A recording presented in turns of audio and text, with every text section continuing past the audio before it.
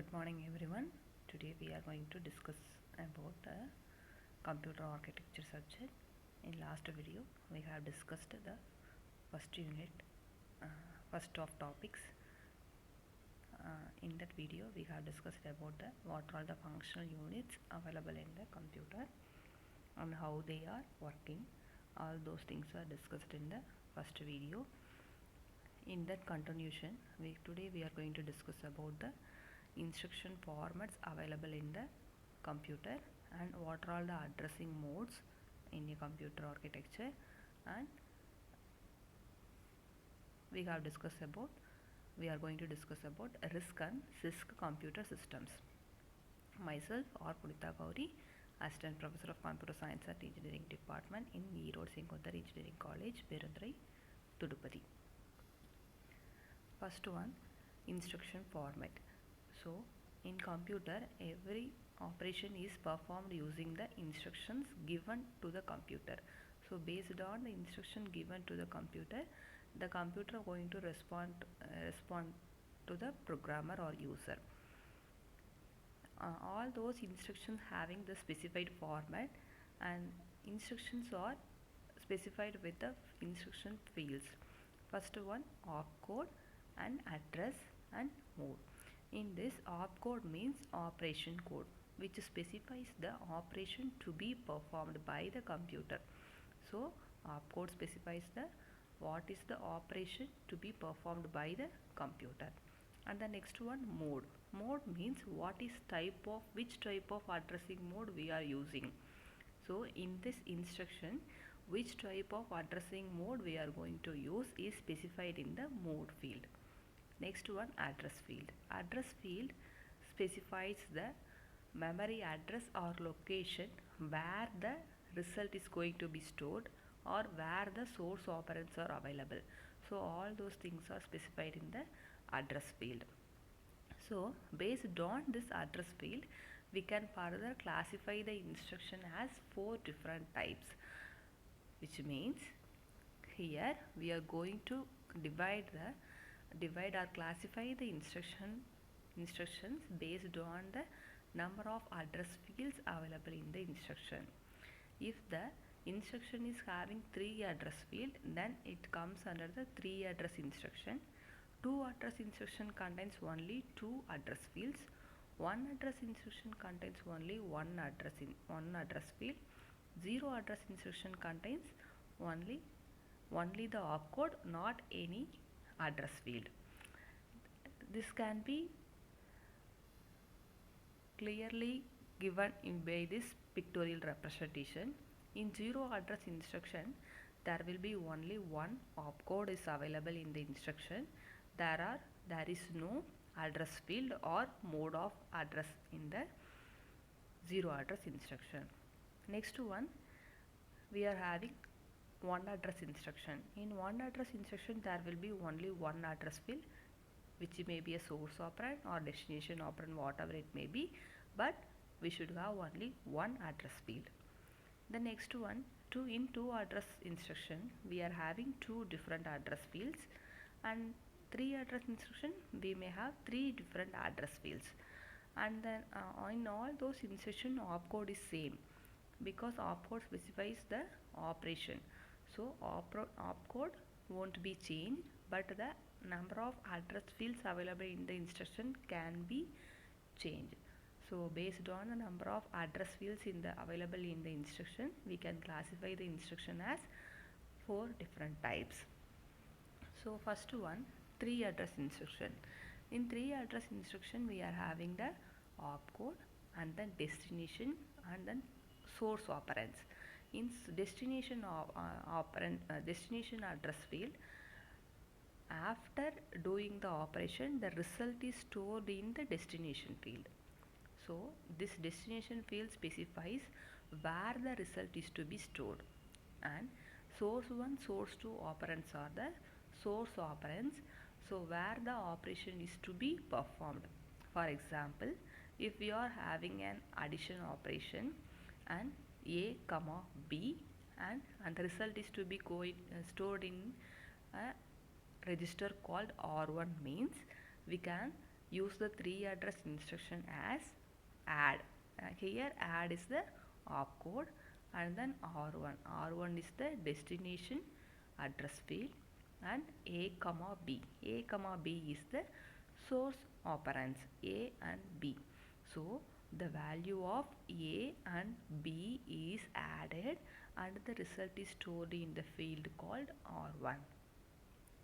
In the next instruction, add R2, C, D, which means the value of C and D is added and the result is stored in the R2. And after doing both the addition operations, we are having the multiplication operation where the value of R1 and R2 is multiplied and the result is stored in the address called location called X.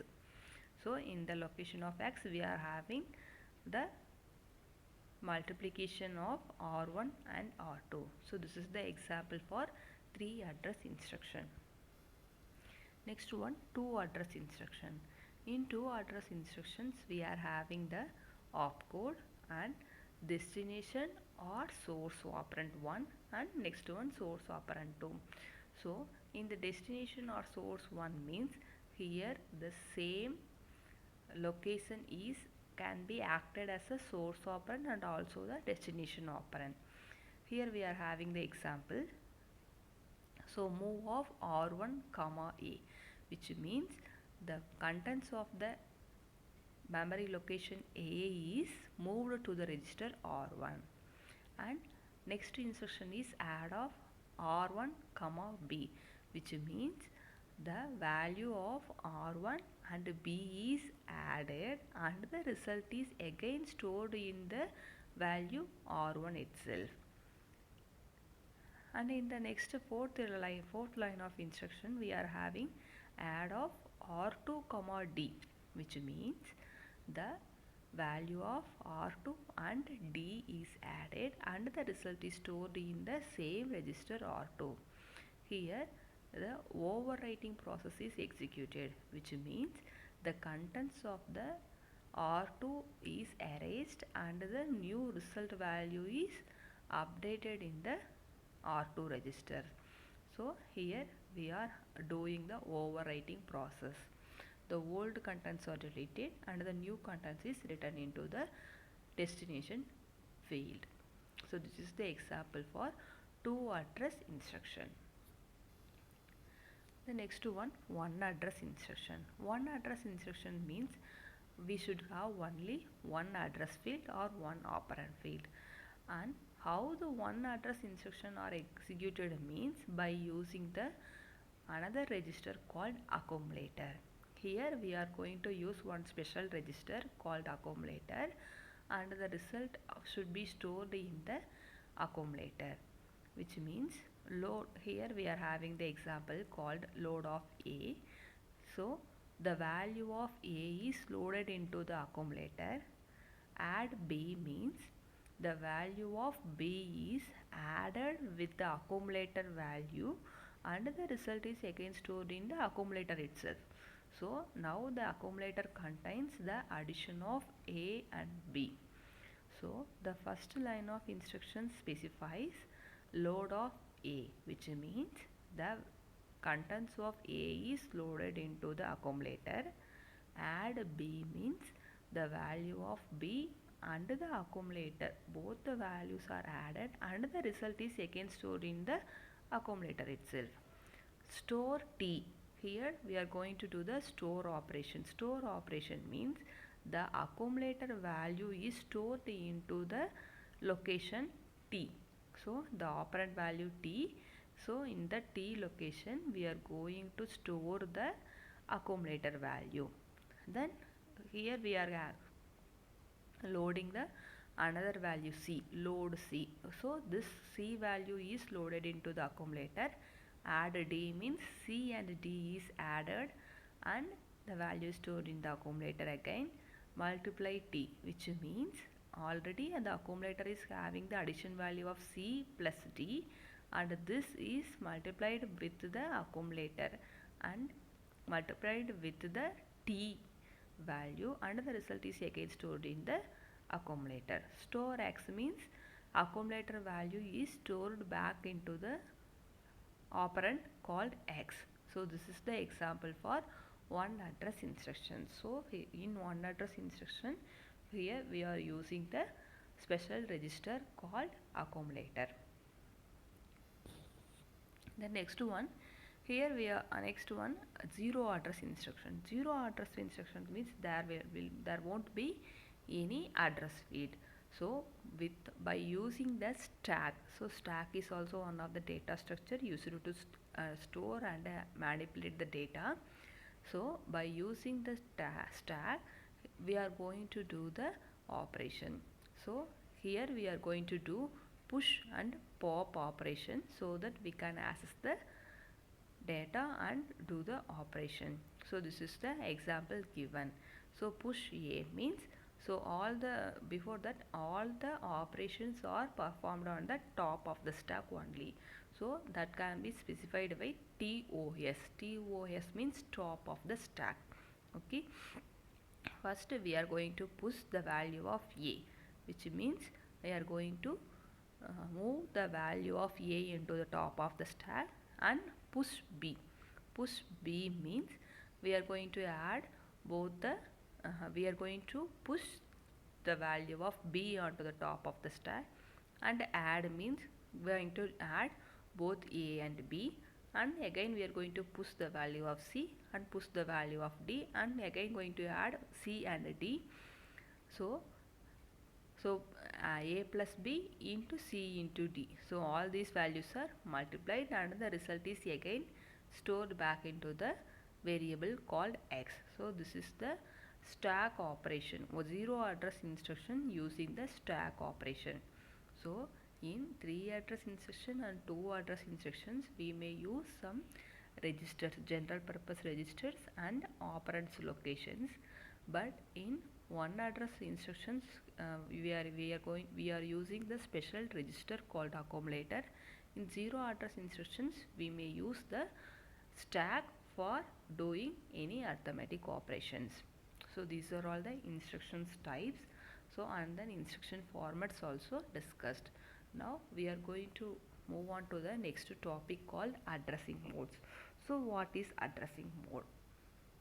The different ways in which the location of the operand is specified in the instruction is referred to as addressing modes, which means how the operands are specified in an instruction, how we are going to access the operand values. So this kind of information is specified in the addressing mode. We are having 9 different kinds of addressing modes: immediate, register, absolute, also called as direct, indirect, index, base with index and offset, relative, and the another one is auto, increment or decrement. So these are all the different kind of addressing modes. In instruction format we may have a instruction field name called mode. So in that field we are going to specify the addressing mode, either it may be a immediate or register or absolute, whatever it may be. So this what kind of addressing mode is used in that instruction is specified in the instruction field. Okay. So first we are going to discuss about the immediate addressing mode. Immediate addressing mode is specified by hash of value, which means the operand value is explicitly specified in the instruction. For example, look at here, immediate mode. In immediate mode the operand value is explicitly given in the instruction. For example, move of has 200 comma or not. Here 200 is considered as the hash symbol, indicates that this is the constant value and this should be a treated as the operand value. So 200 is the operand value and then 200 is placed into the register or not. which means this kind of immediate addressing mode is used to specify the constant values in the high level language programs. Next one, register. Register addressing modes means the operand is the contents of the register, which means the name of the register is given in the instruction. For example, move of R1, R2, which means the contents of R1 is moved on to the register called R2. So R1, R2 are general purpose registers. So this kind of register addressing mode is used in all the arithmetic operations. Next one, direct or absolute addressing mode. Here the memory location is explicitly given in the instruction. For example, move of location. Here location specifies where the operand value is stored. So this kind of addressing mode is called direct or absolute addressing mode. Next one, indirect. Indirect addressing mode means the operand location or operand value is not explicitly specified in the instruction. Instead of that, the effective address is calculated here. How the effective address is calculated means the contents of the register or memory location whose address appears in the instruction. For example, here consider the instruction load of R2, R5. So R5 contains some values, contains some operand value. In that operand value, there may be having the another operand value. So which means here R5 should be considered as an address, not the operand value. So this kind of indirect addressing, indirect way of specifying the address is called indirect addressing mode. Next one, index addressing mode. Index means we are going to add some value x into the registers R1. For example, in this add of 20 comma R1 comma R2. So here the effective address of the operand is generated by adding a constant value x, which means here x is 20. So 20 plus R1. So this is the operand value. So where the this is the operand's location value where the operand is stored. So here x or 20 is called as the displacement or offset value. So index mode having the offset value. So by adding the offset value into the register, we can get the operand's location. Next one, base with index. Base with index means Ri comma Rj. So within the bracket we may have Ri comma Rj. This kind of addressing is called as base with index, which means the effective address is the sum of the contents of the both the registers Ri and Rj. Next one, base with index and offset. So base with index and offset means base with index in we are having two registers Ri and Rj. Offset means here we are having an offset or displacement value, which means x of Ri comma Rj, which means we have to add all three values, x plus address of Ri plus address of Rj. So all these values are added so that we can get the operand's location. So basically the index, base with index and offset, all those addressing modes are used to specify the arrays. Arrays values are specified by using these kind of addressing modes.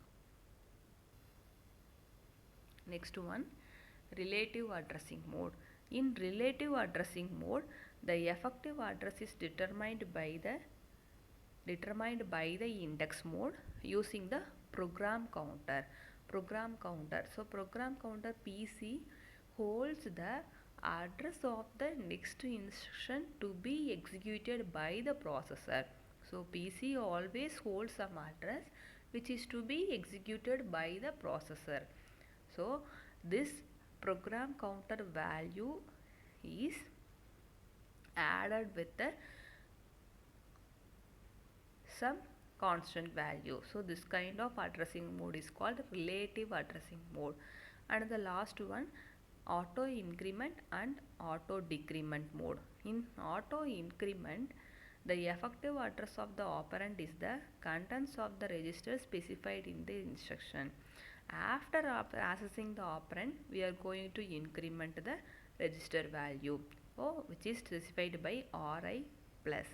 The next one, auto decrement mode. Auto decrement means the contents of the register is first automatically decremented, and the decremented value is used as the effective address. So in auto increment, first the value is accessed and then incremented.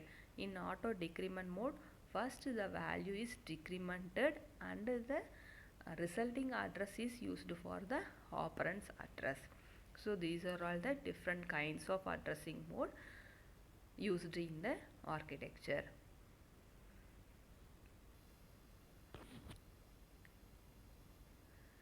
Next one, we are going to discuss about the RISC and CISC. RISC means reduced instruction set computer. CISC means complex instruction set computer. So both the computers are available in the market.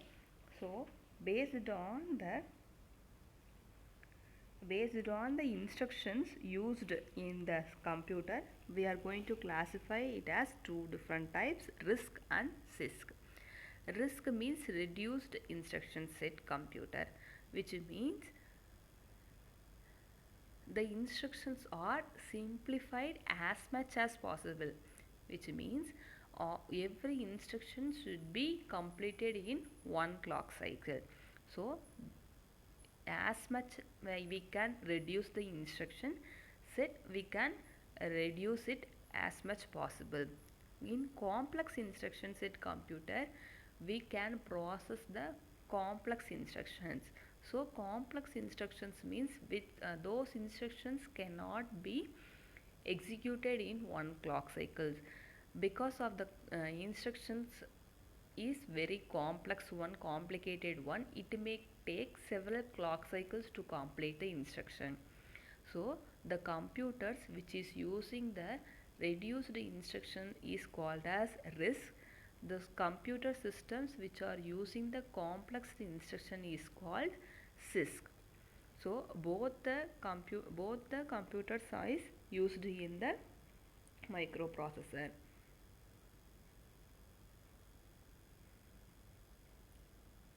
So in CISC, the original microprocessor instruction set architecture is used, but whereas in RISC, we have to redesign the instruction set architecture so that it can be used with the reduced instruction set computer. So in CISC, the instructions can take several clock cycles to complete the execution because of its complexity. So CISC uses the complex instructions. So the execution time of those instructions can take several clock cycles. In RISC, only reduced instruction sets are available, which means the instructions are very basic. So we can complete the instructions in one clock cycle. Single clock cycle instructions are used in RISC. So CISC is mostly depend on the hardware, but RISC is depend on the software, which means so CISC contains the ISA does as much as possible using the hardware security.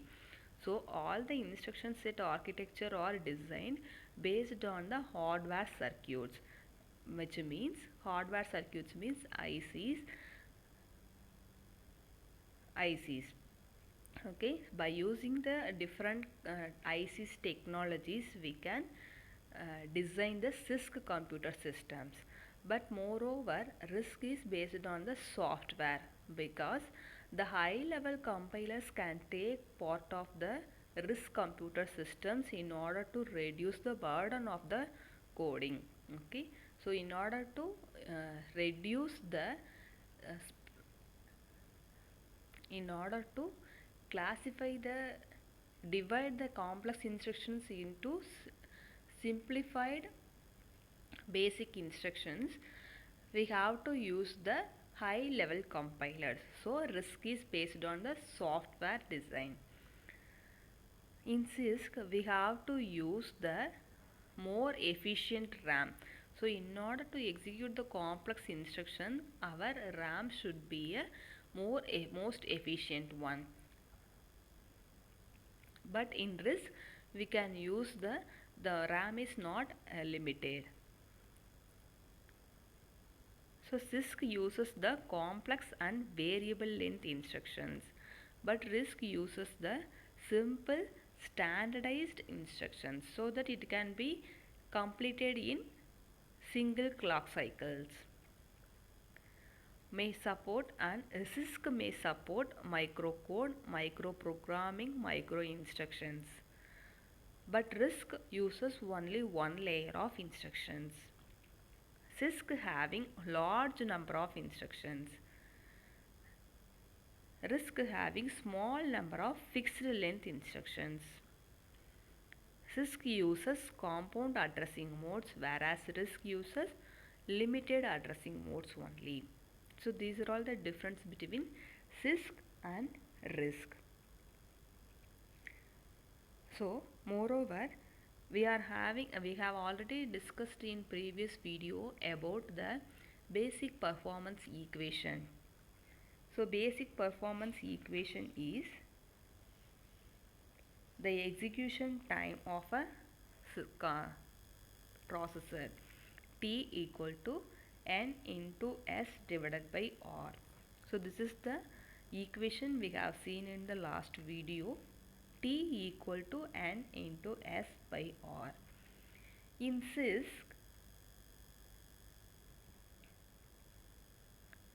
the N value, N here is the number of instructions.